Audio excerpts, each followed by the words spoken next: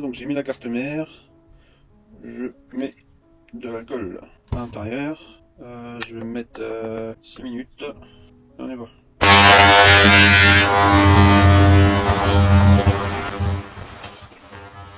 Alors regardez ce que je viens de m'apercevoir déjà. Je viens de retirer la nande, donc c'est bien, c'est facile à retirer, il y a juste à la déclipser. Hop, je regarde au niveau du connecteur, là vous voyez pas grand chose au téléphone, sur la caméra, donc je vais vous montrer au microscope. Donc il est bien oxydé, vous voyez. Regardez le connecteur comment il est tout pourri. Je vais essayer de zoomer plus. Alors, je vais bien zoomer. Hop. Vous voyez comment il est? Regardez. Regardez là. On voit même plus la pine, ici. Ici il y en a deux, il y a deux pines, ici on les voit même plus. Ils sont complètement soit rongés par l'oxydation, soit ça fait un pont.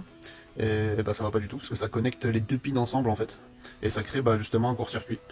Donc ça peut être le problème de pourquoi elle s'allume pas la switch, pourquoi elle ne passe pas au deuxième étage et donc à l'allumage de la switch. Donc ça peut être dû à ça. Parce que ça veut dire qu'en fait la switch elle n'a pas accès à la NAND. Elle n'a pas accès à la NAND, donc au programme de la switch en fait, au système. Vous voyez là, même en bas, pareil. Ici là, les deux pins là ils sont complètement rongés, on les voit presque plus. Donc c'est bien bousillé, hein. Ça a été bien rongé. Regardez, celui-là, le petit filtre, tout noirci, vraiment tout noir. Donc pareil, cette petite carte là, je vais la mettre au bac à ultrasons. Mais c'est possible aussi que la puce, justement, la NAND, c'est possible que la NAND soit, enfin pas HS, mais qu'il y ait des... Vu que ça, c'est très rongé, très endommagé, donc c'est possible que la puce a pris un coup aussi, hein.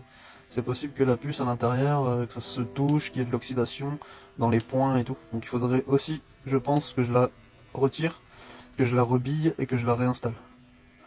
Donc voilà, on va voir ça, on va voir ce que ça donne, on va faire le nettoyage, on va la réinstaller après, une fois que tout est propre, et on va voir ce que ça donne, si on arrive à accéder au système de la Switch ou pas.